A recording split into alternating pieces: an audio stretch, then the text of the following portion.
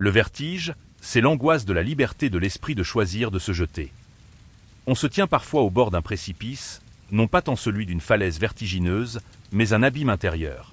C'est l'instant où, face à l'imminence d'une décision cruciale, la peur habituelle d'un échec se mue en quelque chose de plus diffus, de plus intime. Ce n'est pas la chute elle-même qui glace le sang, ni même la certitude d'un danger imminent, mais plutôt l'ouverture soudaine, vertigineuse, sur l'immensité des possibles.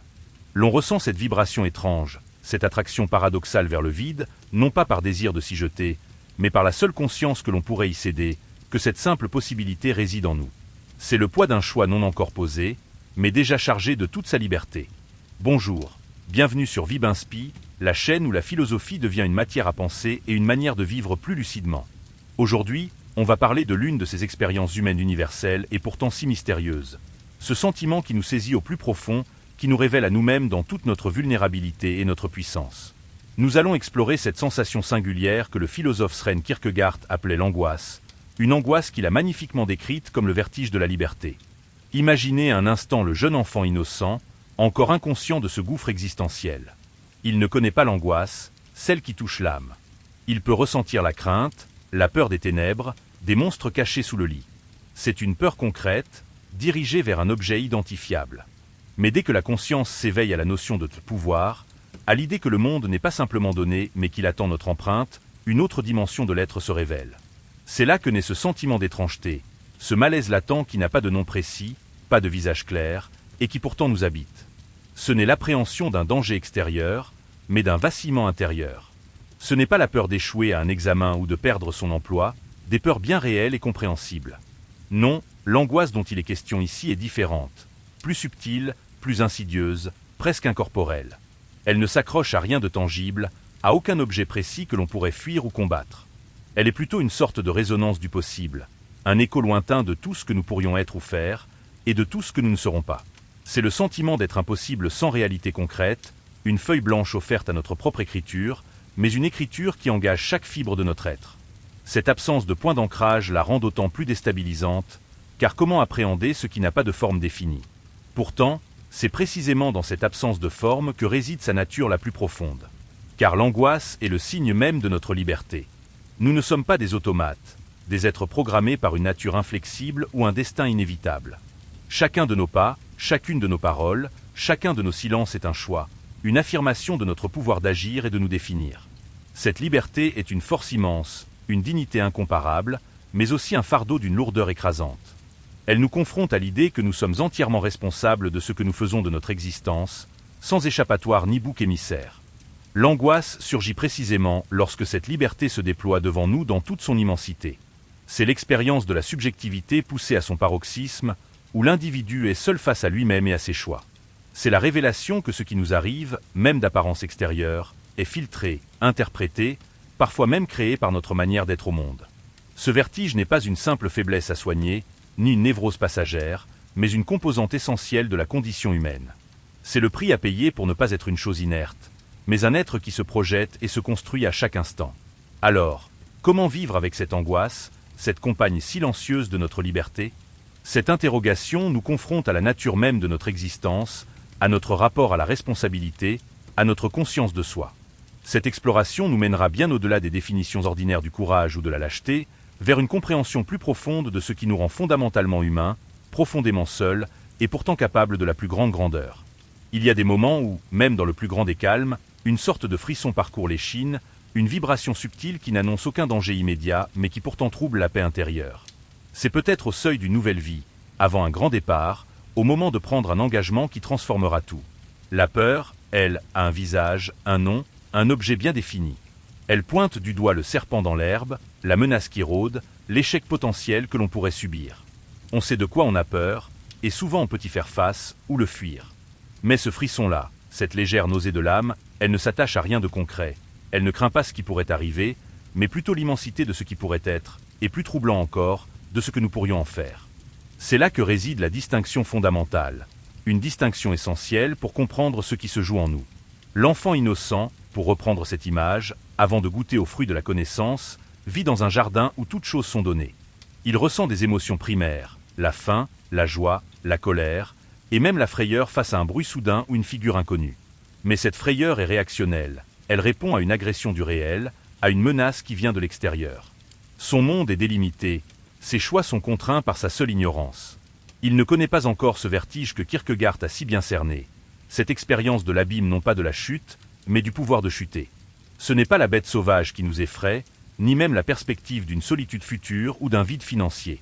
Ce sont des peurs légitimes, des craintes humaines qui ont leur place et leur fonction. L'angoisse, elle, est bien plus insidieuse, car son objet est précisément l'absence d'objet. C'est l'expérience du possible, du rien, qui précède toute création, toute décision.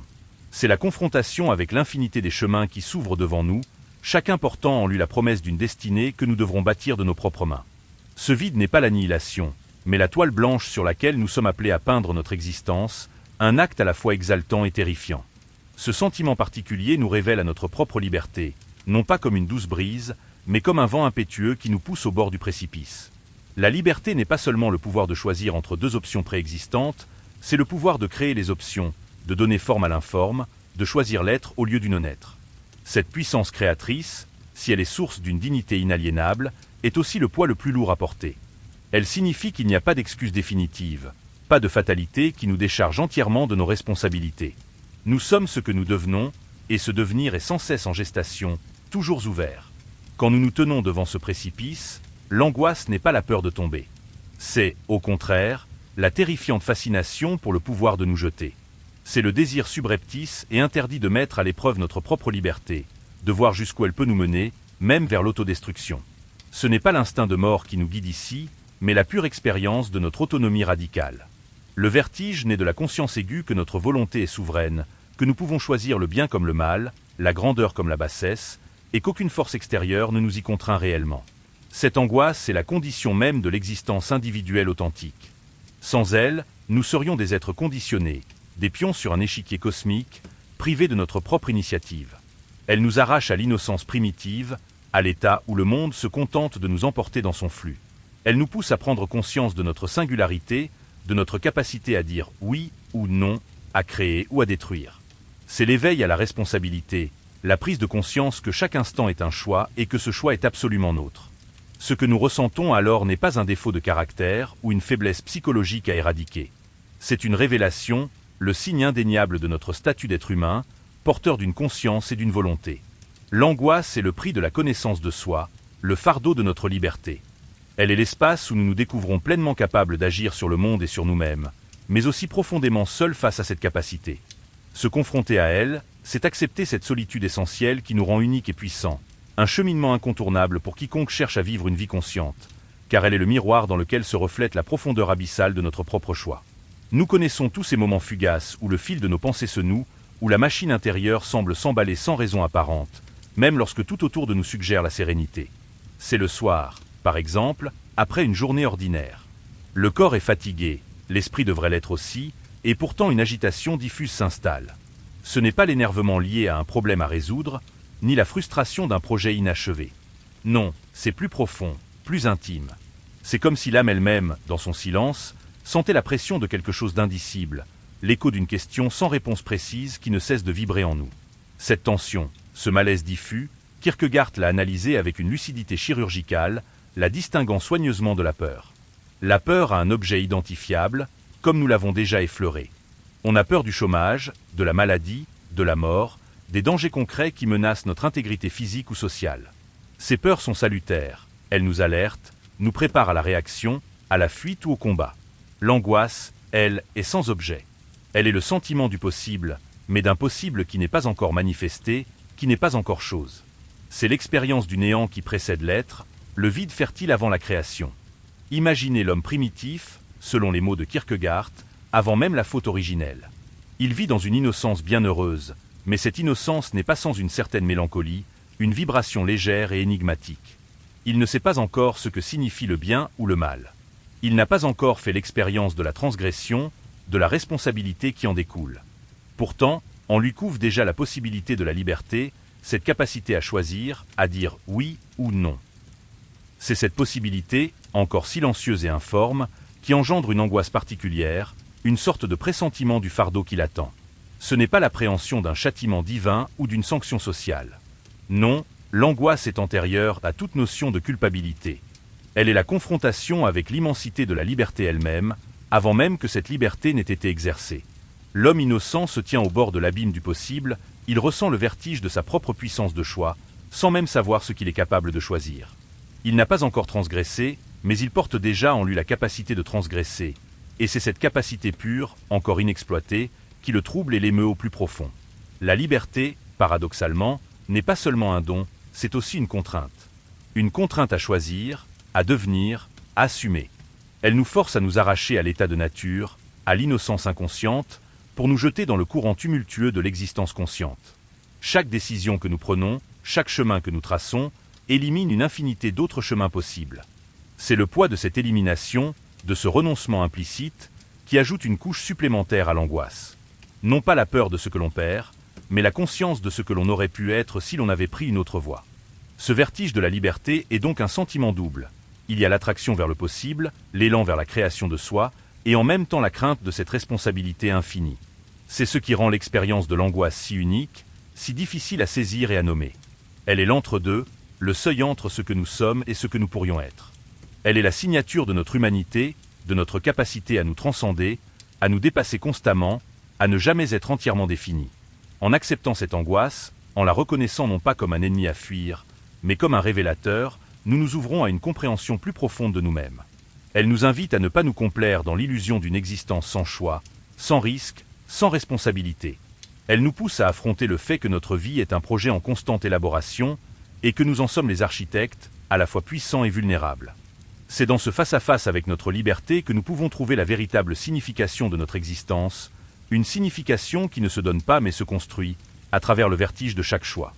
Cette constante oscillation entre la fascination du possible et le poids de l'acte nous prépare à un engagement radical avec notre propre devenir, une confrontation sans cesse renouvelée avec notre singularité et notre destin. Il arrive que l'on se sente pris au piège, non pas par des barreaux visibles ou des chaînes concrètes, mais par l'invisibilité même de nos propres habitudes, de nos routines bien établies. On se lève, on travaille, on interagit, on se couche, et le cycle se répète, jour après jour. Tout semble prévisible, sécurisant. Pourtant, au détour d'un silence inattendu, d'une lumière particulière, ou simplement d'une pensée qui s'attarde, un doute surgit, une fissure dans la façade de cette prétendue stabilité. Ce n'est pas la peur d'un imprévu, mais plutôt la subite et effrayante prise de conscience que ce chemin tracé n'est qu'un parmi une infinité d'autres, et que nous sommes, à chaque instant, libres de le déserter. C'est là que la notion d'angoisse se distingue de la simple appréhension psychologique ou de l'anxiété commune. L'anxiété est souvent diffuse, généralisée, elle nous ligote dans une spirale de pensées négatives sur le futur, sur des catastrophes possibles. Elle est le fruit d'une surcharge d'informations, d'une pression sociale ou d'un déséquilibre interne. L'angoisse kierkegaardienne, elle, n'est pas une pathologie à soigner par des médicaments ou des thérapies comportementales. Elle est une dimension essentielle de notre existence, une sorte de signal d'alarme philosophique qui nous rappelle notre statut d'être libre et créateur. Elle est, selon les mots de certains interprètes, le miroir dans lequel l'homme se découvre face à son infinité. Kierkegaard insiste sur le fait que l'angoisse n'est pas un sentiment lié au péché, mais précède le péché, ou plutôt, elle est la condition de possibilité du péché, dans son sens de manquer le but, de dévier du chemin. L'homme innocent, avant la chute, ressentait déjà une angoisse. Non pas la peur d'être puni, car la notion de faute n'existait pas encore pour lui, mais l'angoisse devant l'énormité du possible. Il était, dit-on, un être de liberté pure, capable de choisir le bien comme le mal, sans aucune contrainte. Et cette capacité elle-même, cette potentialité illimitée, était vertigineuse. C'était la conscience d'être un possible sans réalité, comme une argile prête à prendre toutes les formes. Ce qui se joue dans cette angoisse n'est donc pas la peur d'une conséquence, mais la confrontation avec la nature pure de notre volonté.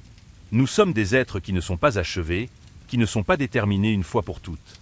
Chaque jour est une nouvelle chance, une nouvelle épreuve où nous sommes appelés à nous redéfinir, à choisir qui nous voulons être. Et c'est cette ouverture constante, cette plasticité de l'être, qui génère cette sensation de vertige. Nous ne sommes pas des objets, mais des sujets, et cette subjectivité est une force à la fois merveilleuse et terrifiante. L'angoisse révèle la solitude radicale de l'individu face à son existence. Personne ne peut choisir à notre place. Personne ne peut porter le fardeau de notre liberté. Même entourés de nos proches, même au sein de la foule, nous restons intrinsèquement seuls devant les décisions qui engagent notre être profond. C'est le poids de cette unicité, de cette responsabilité personnelle et intransmissible, qui rend le vertige si puissant. Il n'y a pas d'échappatoire à cette solitude existentielle, car elle est la condition même de notre authenticité. Alors, comment réagir face à cette angoisse? Beaucoup tentent de l'anesthésier, de la noyer dans le bruit du monde, dans la course effrénée aux plaisirs superficiels, aux divertissements incessants. Ils cherchent à se conformer, à suivre le troupeau, à se fondre dans la masse pour ne pas avoir à affronter leur propre singularité et la responsabilité qui en découle. Mais cette fuite n'est qu'une illusion, une temporisation. L'angoisse ne disparaît jamais, elle s'enfuit, attendant le moment propice pour refaire surface, souvent sous une forme plus aiguë, plus difficile à gérer. La véritable force ne réside pas dans la suppression de l'angoisse, mais dans son acceptation, sa reconnaissance comme le moteur même de notre existence. C'est en la traversant, en la sondant, que nous pouvons nous forger une volonté plus affirmée, une conscience plus aiguisée. Elle est l'école de la liberté, le chemin vers une vie plus authentique, moins contrainte par les attentes extérieures. Elle est l'appel silencieux à devenir pleinement nous-mêmes, à embrasser la totalité de nos possibles, même si cela implique de se tenir régulièrement au bord du précipice de notre propre devenir, un lieu où la peur n'a plus prise, mais où le vertige de la liberté révèle toute notre force.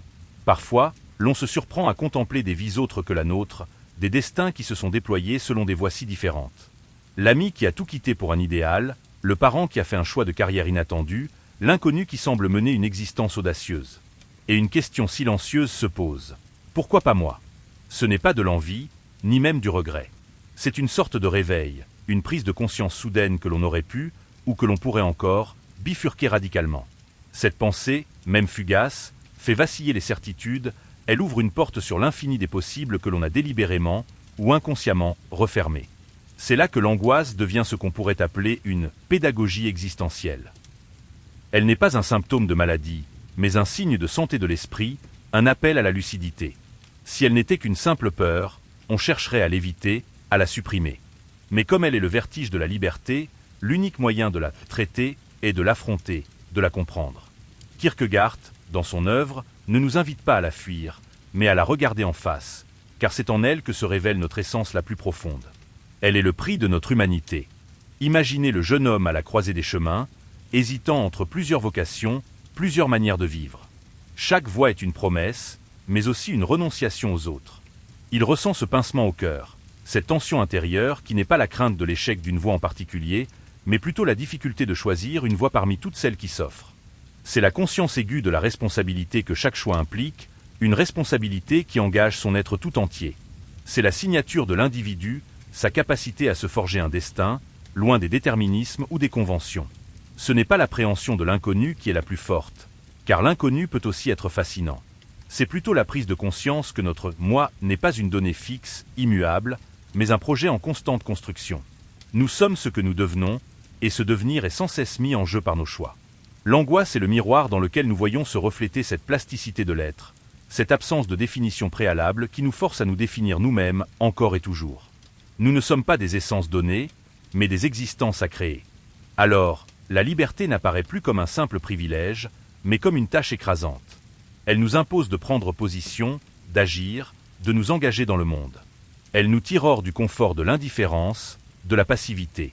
C'est pour cela que beaucoup préfèrent l'aliénation, la conformité, la soumission à une autorité ou à une idéologie qui pense et choisit pour eux.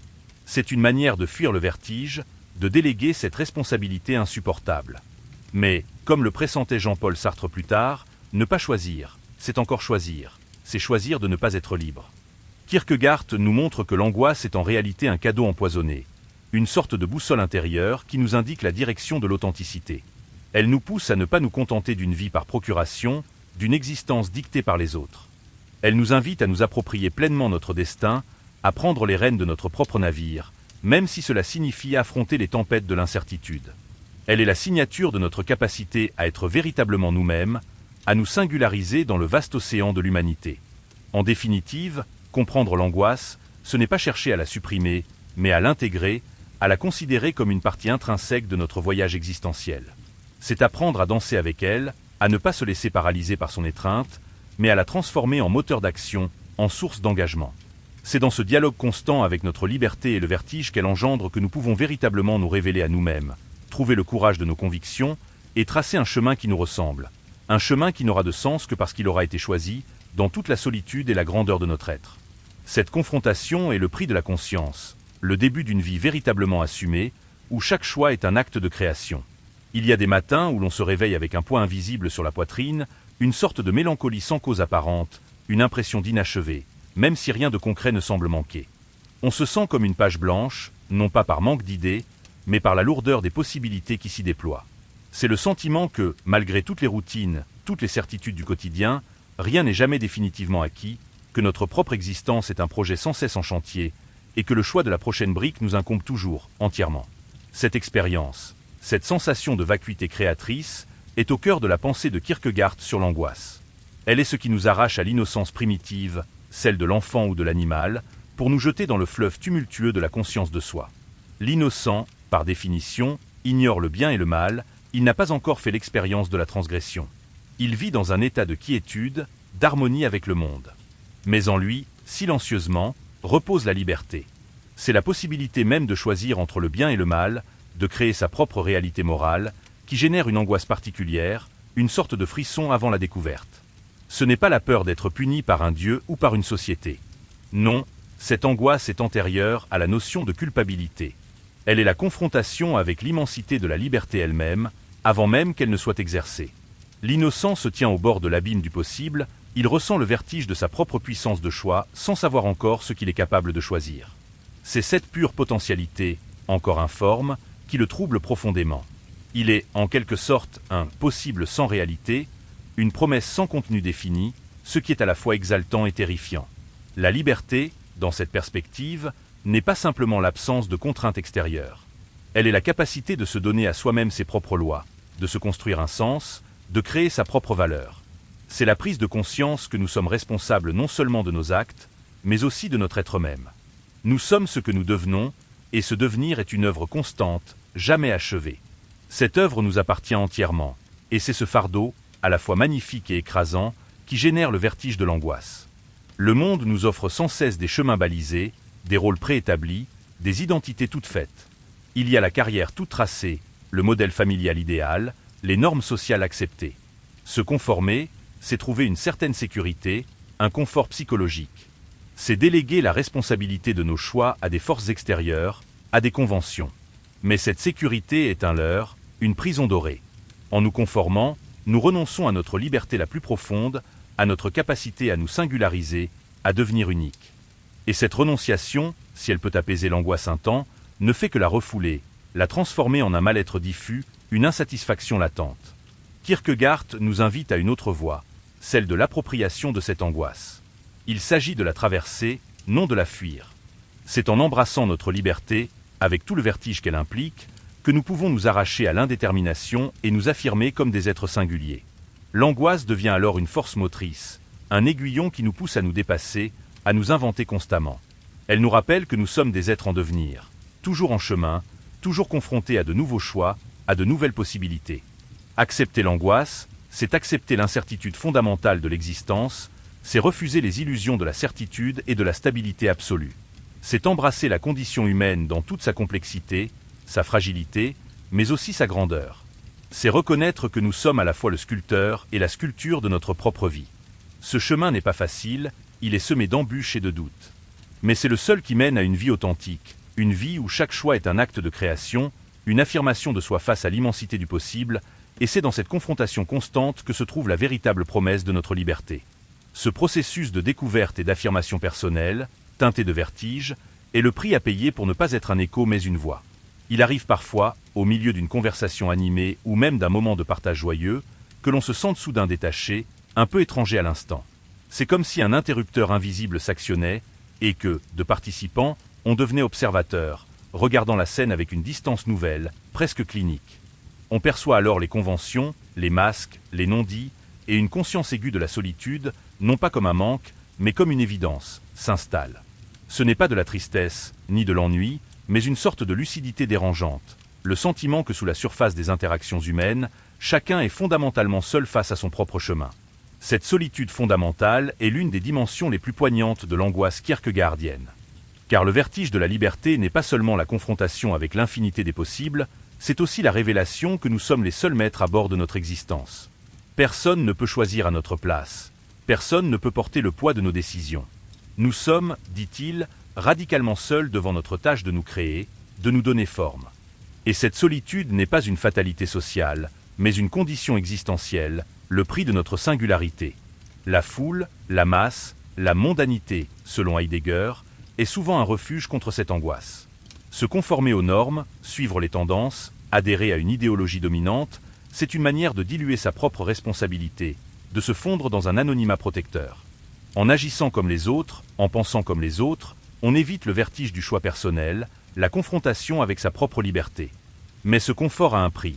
C'est la perte de soi, l'aliénation de notre authenticité. On devient un simple rouage, une copie, une silhouette sans contour propre. Ce n'est pas la peur de l'isolement social qui se manifeste ici. C'est l'expérience d'une solitude d'un ordre supérieur, celle de l'âme face à son propre destin. L'angoisse nous révèle que, même au cœur de la plus grande intimité, il y a une part de nous qui reste insondable, une citadelle intérieure où seules nos décisions peuvent pénétrer. C'est la prise de conscience que notre « moi » n'est pas un produit des relations, mais une source d'initiative, une force capable de créer, de choisir, de se transcender. La liberté, alors, prend un sens encore plus vertigineux. Elle nous impose de nous arracher à la sécurité du groupe, de nous tenir debout, seuls, face à l'immensité de nos possibles. Elle nous oblige à forger nos propres valeurs, à trouver notre propre sens, sans nous reposer sur les significations toutes faites que la société pourrait nous offrir. C'est un acte de courage quotidien, une affirmation de notre individualité face au grand courant de l'indifférenciation. Pour Kierkegaard, l'angoisse est le chemin vers la foi, non pas une foi aveugle ou dogmatique, mais une foi existentielle, un saut dans l'inconnu qui nous permet de nous affirmer au-delà de la raison et des conventions. C'est dans ce vertige, dans cette solitude absolue, que l'individu se découvre capable d'un engagement radical, d'une décision qui n'est justifiée par aucune logique extérieure, mais par la seule puissance de sa volonté. C'est le moment où l'on cesse de chercher des garanties, des preuves, pour s'abandonner à l'acte pur du choix. Embrasser cette solitude, c'est accepter la pleine mesure de notre liberté et de la responsabilité qui l'accompagne. C'est refuser de se laisser définir par les attentes des autres, par les rôles qui nous sont assignés. C'est le début d'une vie authentique, une vie où chaque pas est une affirmation de notre propre cheminement, où chaque choix est un acte de création de soi. Cette confrontation avec la solitude radicale de notre liberté est une étape nécessaire pour quiconque cherche à vivre pleinement, à se connaître réellement et à laisser une empreinte unique sur le monde. Elle est la signature de notre humanité la plus profonde, une invitation à nous forger au feu de notre propre existence, sans aucun filet. Nous avons tous connu ces moments de lassitude profonde, non pas une fatigue physique, mais une sorte d'épuisement de l'âme, une impression de déconnexion avec le sens même de ce que nous faisons. C'est le sentiment que la vie défile sans réel engagement, que les actions se succèdent par inertie, sans que notre être profond n'y trouve un véritable écho.